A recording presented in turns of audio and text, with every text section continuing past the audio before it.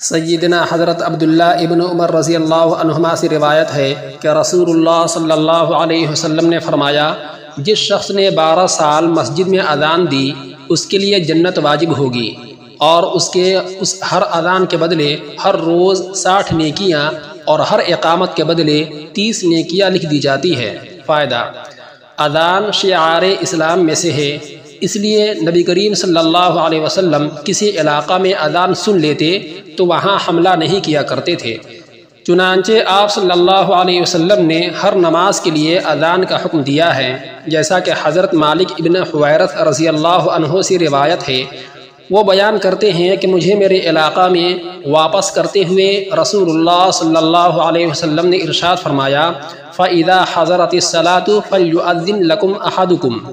جب اذان کا وقت آ جائے تو تم میں سے کوئی شخص اذان کہے۔ حضرت ابو سعید خدری رضی اللہ تعالی عنہ سے روایت ہے، وہ بیان کرتے ہیں کہ رسول اللہ صلی اللہ علیہ وسلم نے فرمایا، مؤذن کی آواز پہنچنے کی حد تک جو بھی جن، انسان اور دوسری اشیاء یعنی حجر و شجر اسے یعنی اذان کو سنتی ہے تو وہ قیامت کے دن اس کے حق میں گواہی دیں گی کہ یہ بندہ مومن ہے۔ حضرت ابو ہریرہ رضی اللہ تعالی عنہ سے روایت ہے، وہ بیان کرتے ہیں کہ رسول اللہ صلی اللہ علیہ وسلم نے فرمایا، لو یعلم الناس ما فی النداء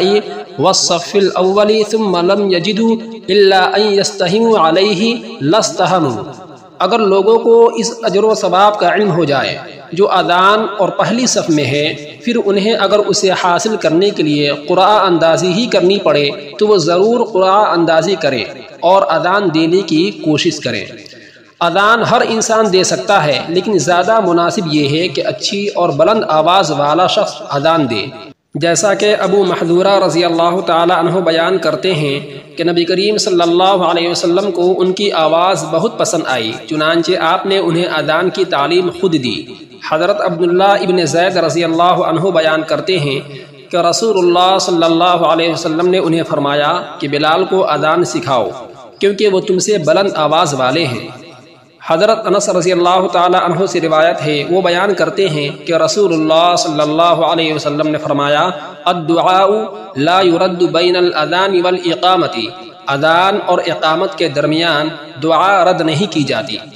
جو شخص اذان دے تکبیر کا زیادہ حقدار وہی ہے۔ حضرت عبداللہ ابن عمر رضی اللہ عنہما سے روایت ہے کہ رسول اللہ صلی اللہ علیہ وسلم نے ایک آدمی کو کہا کہ مؤذن کی اذان کا جواب دینے کے بعد پھر جب تو فارغ ہو جائے تو جو اللہ سے مانگے گا عطا کر دے گا۔